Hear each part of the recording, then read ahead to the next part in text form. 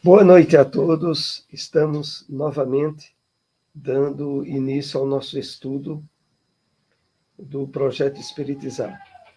Estamos analisando a última parte referente ao livro A Obsessão e o Movimento Espírita.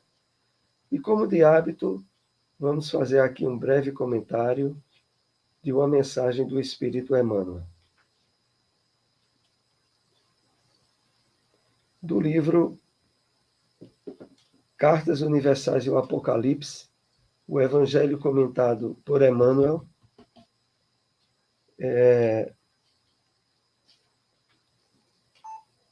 separamos aqui um texto da passagem de Tiago, capítulo 2, versículo 17, que diz assim: conhecimento superior exige atividade nobre.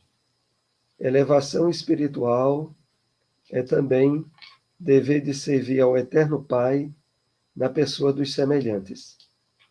É por isso que fé e obras se completam no sistema de nossas relações com a vida superior. Então, vamos aqui fazer algumas observações para iniciar o nosso estudo. Emmanuel coloca assim, nos chamando bem a atenção ao seguinte ponto: conhecimento superior exige atividade nobre. Elevação espiritual é também dever de servir ao Eterno Pai na pessoa dos semelhantes. De fato, à medida em que nós vamos nos abrindo à renovação de valores mentais, agora estabelecidos em harmonia com o Evangelho do Cristo, nós nos percebemos estimulados a não ficar retido ao conhecimento, mas de associado a ele, como Emmanuel aqui lembra, o dever de servir ao Eterno Pai na pessoa dos semelhantes. Ou seja, o estímulo para a vivência da caridade, né, do amor em ação, de tal forma, como Emmanuel conclui quando diz, é por isso que fé e obras se completam no sistema de nossas relações com a vida superior. Invariavelmente, há uma associação necessária em termos de sustentação da nossa fé na expressão da vivência daquilo que nós aprendemos. Porque quando isso não acontece, invariavelmente, nós nos abrimos em termos de sintonia às intercessões vibratórias de ordem inferior.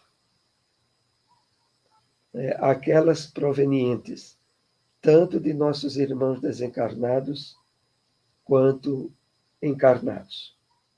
Vamos então dar início ao nosso estudo, que é a ajuda espiritual durante o sono, conclusão. Vamos para o primeiro slide dessa noite.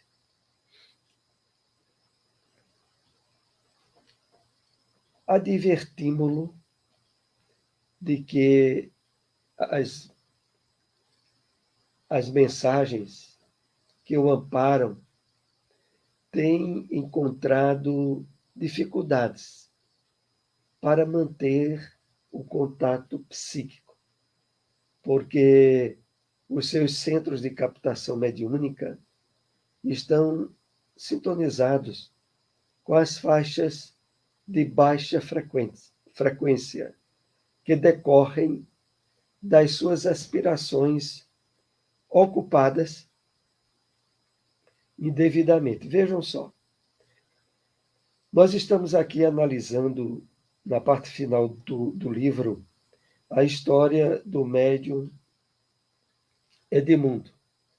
e que durante o desdobramento à noite, quando ele vai dormir, ele tem um encontro com os espíritos benfeitores, com o seu guia espiritual, advertindo sobre o procedimento que ele estava tendo em relação aos compromissos que tinha assumido antes da sua encarnação.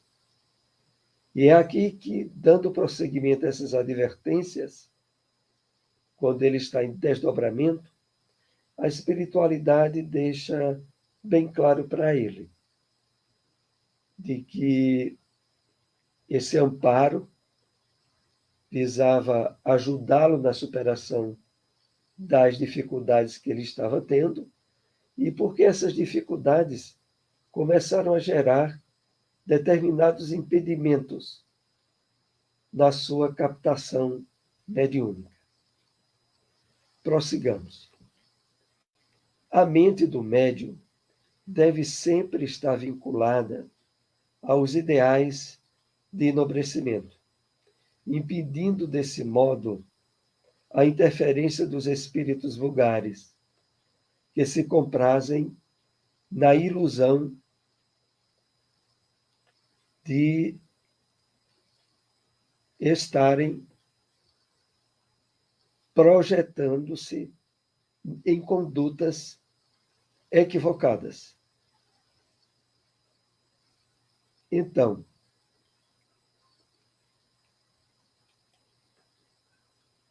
a mente do médium deve estar sempre vinculada aos ideais nobres, aos valores aos quais ele agora passa a trabalhar no esforço de transcendência daquilo que ele antes se identificava, mas que agora percebe serem valores que vão de encontro àquilo que os compromissos com a espiritualidade e com a mediunidade dele chama a que ele trabalhe. Prossigamos. Se comprazem da ilusão estimulando conduta equivocada. Porque a interferência desses espíritos, os espíritos vulgares, é sempre no sentido de criar laços de apego e de desequilíbrio em relação à conduta moral, às identificações de valores que o médium vai passando a interagir no seu dia a dia.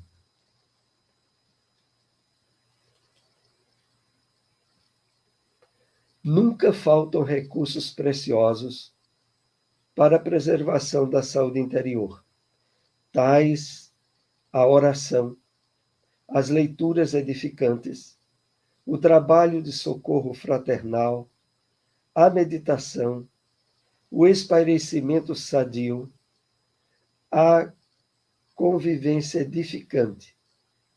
Então, é necessário,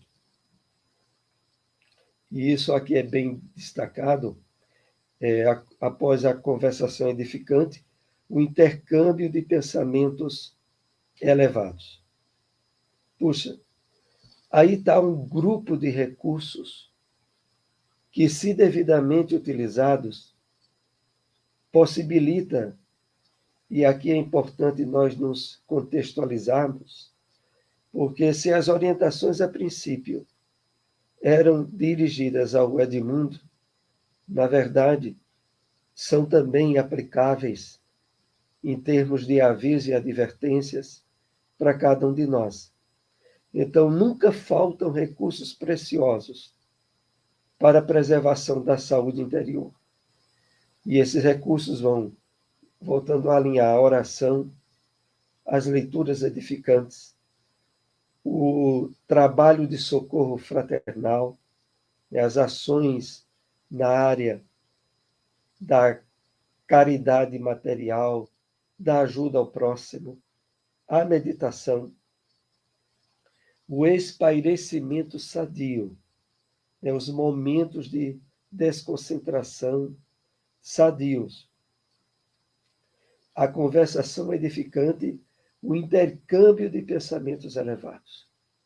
Se de fato utilizarmos esse conjunto de instrumentos, de recursos, habitualmente, nós evitaremos as ciladas espirituais de obsessão, de desequilíbrio, tais como Edmundo estava envolvido. Voltemos.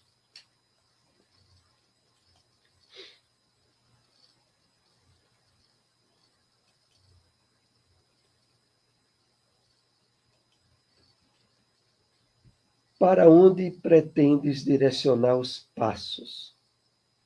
Que tem feito dos tesouros mediúnicos que deveriam ser aplicados para enxugar lágrimas e diminuir aflições? Aqui o Edmundo é chamado à reflexão, mesmo estando em desdobramento, fisicamente adormecido, mas espiritualmente ativo e desperto, não só para ouvir as advertências, mas também para refletir sobre elas. Então, para onde pretendes direcionar os passos? Que tem feito dos tesouros mediúnicos que deveriam ser aplicados para enxugar lágrimas e diminuir aflições. Todos nós, invariavelmente, trazemos, em termos de possibilidades mediúnicas, recursos, em alguns mais ostensivos, em outros menos, em outros até sutis, intuitivos. Mas aqui a mensagem ela é direcionada, sobretudo, àqueles que detêm a faculdade mediúnica de forma ostensiva. Nesse sentido, é que o Edmundo ele é mais chamado a atenção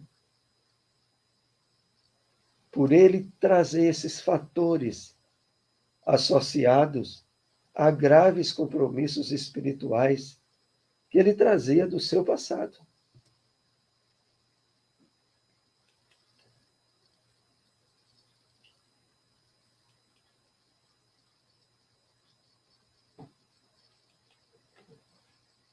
Continuando. Onde o devotamento à causa do bem? Fracasso hoje significa compromisso adiado para mais tarde, com aumento de graves deveres. E aqui é importante a reflexão para todos nós. Na medida em que nós, através da bênção do conhecimento da revelação espírita,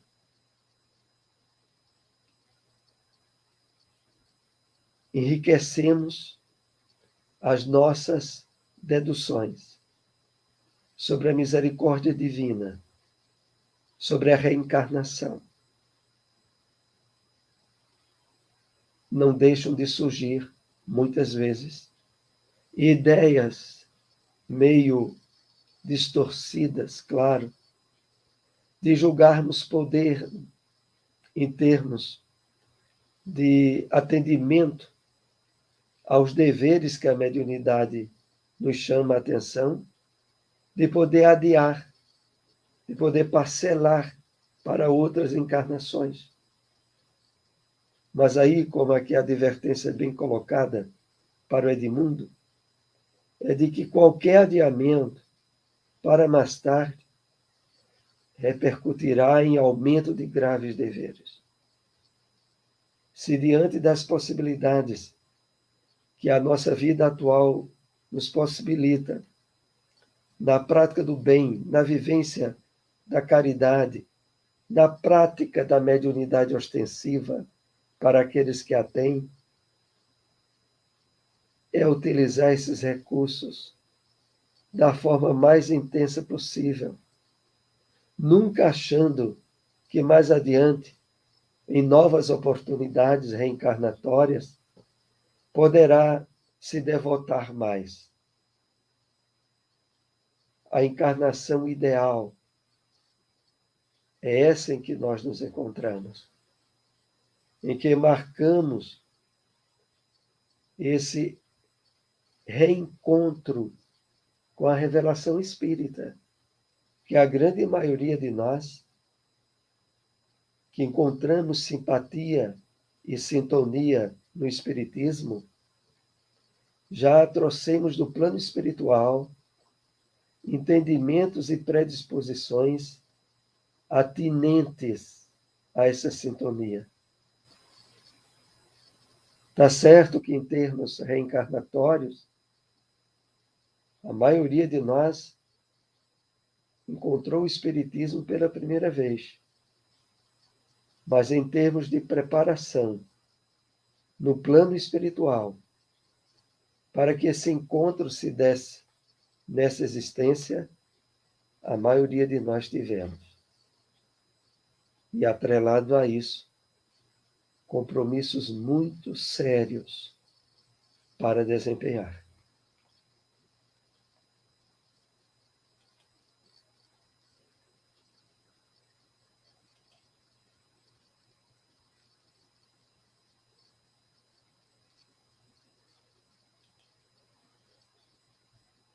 Esse nosso reencontro deve facultar-lhe o despertar da consciência e a visão real do compromisso com o corpo efêmero. É interessante aqui quando o mentor espiritual do Edmundo diz-nos que aquele reencontro dele com Edmundo deve facultar-lhe o despertar da consciência. E o que fica aqui para nossa reflexão é que muitas vezes nós temos esses encontros ao adormecer fisicamente, aonde nos somos chamados a atenção em termos de superação de determinadas dificuldades para com os compromissos que assumimos e, sobretudo, essa chamada de consciência para, em relação ao corpo físico, ter a percepção real dos objetivos dele como instrumento do nosso espírito no cumprimento das tarefas com que estabelecemos desde o plano espiritual deveres para bem realizá-los e conduzi-los. Então, o objetivo maior desse encontro em desdobramento com Edmundo era acordar a consciência dele de uma forma mais incisiva para que ele não continuasse nas quedas de ordem moral que ele estava tendo.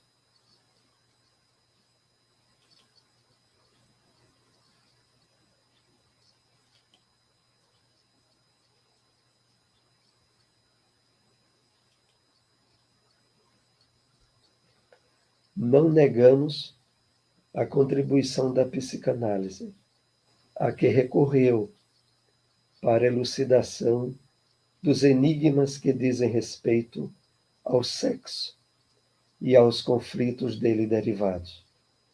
Todavia, convém considerar que o ser não se origina no momento da concepção fetal. Então, o Edmundo, ele houvera estabelecido como objetivos da sua presente encarnação o direcionamento de suas energias para o ideal desempenho das tarefas espirituais na área da mediunidade. Ele assumira o papel de, quando estivesse reencarnado, não envolvesse em compromissos de ordem afetiva. E, por isso, determinados estados de dificuldades afetivas iriam estar se expressando, principalmente a partir da sua adolescência. Mas agora, um tanto quanto esquecido desses compromissos que tivera assumido, ele se sentia sobre graves pressões de ordem genésica para o envolvimento em relações sexuais, as quais não estavam no seu projeto de vida. E sentindo-se dentro de um mar de conflitos nessa área, ele buscou ajuda na psicanálise, através de terapias. E aqui o mentor espiritual diz que não estava ali para negar a contribuição importante da psicanálise. Aqui o Edmundo recorreu, buscando esclarecer os enigmas que diziam respeito à sua vida sexual. Todavia, o mentor elucida ele. É importante considerar que o ser não se origina no momento da concepção fetal. É interessante essa observação pelo seguinte: a psicanálise, tanto quanto a psicologia, em suas escolas tradicionais, não admitem a reencarnação.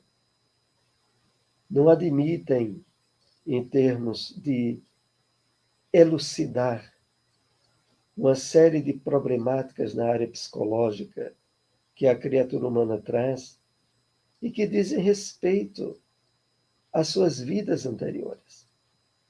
Me refiro aqui à psicologia tradicional, à psicanálise tradicional. Para ela, tudo se entende e se resolve na visão de uma única existência. E no caso de Edmundo, isso não iria ajudar, não. Porque, voltando à palavra do mentor, convém considerar que o ser não se origina no momento da concepção.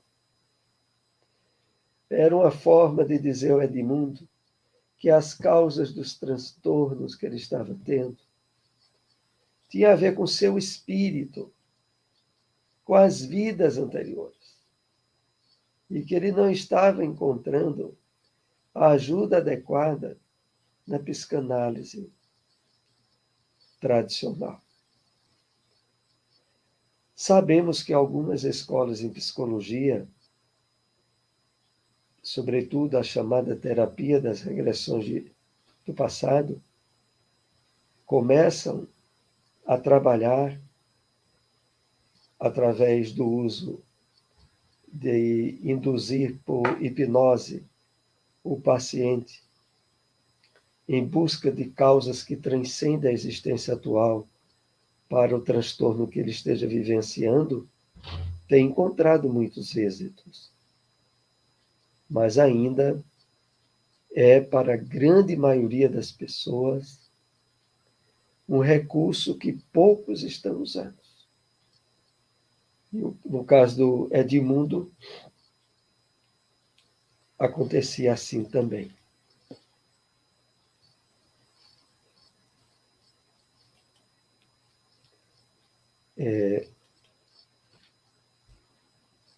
As heranças morais se delineiam como futuros compromissos a serem resgatados, mas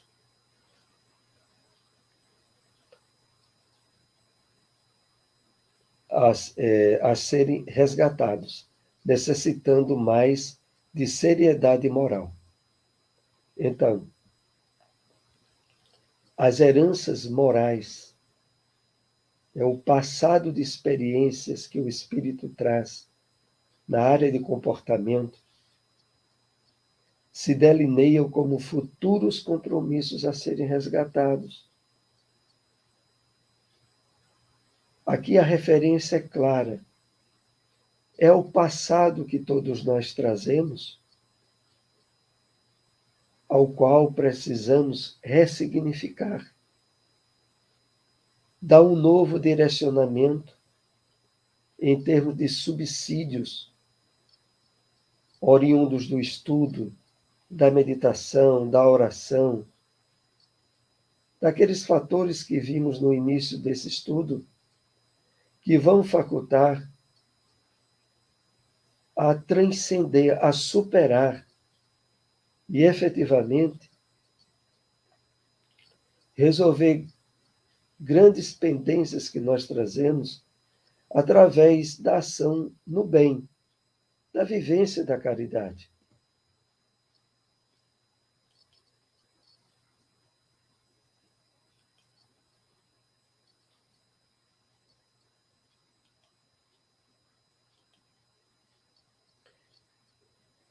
Prosseguindo.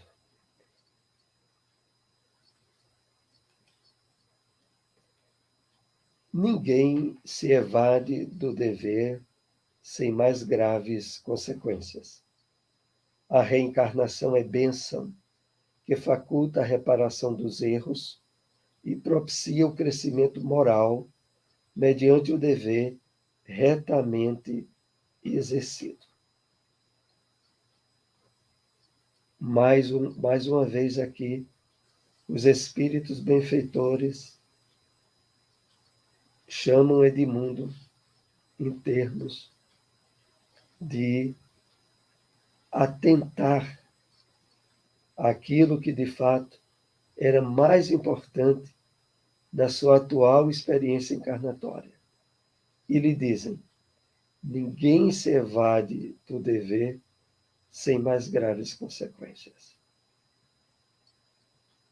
No caso dele em particular, tinha a ver com o compromisso da mediunidade com Jesus, vivenciada de forma abnegada, agora com a ajuda do Consolador prometido. E continuando, os Espíritos dizem: a reencarnação é bênção que faculta a reparação dos erros e propicia o crescimento moral, mediante o dever retamente cumprido. Então, para todos nós, é necessário cuidar da reparação pela vivência do bem, sem nos envolvermos em novos erros, em criar situações que vão de encontro às leis divinas e que acabam fazendo com que marquemos o passo e não avancemos devidamente, que é o objetivo maior da nossa encarnação.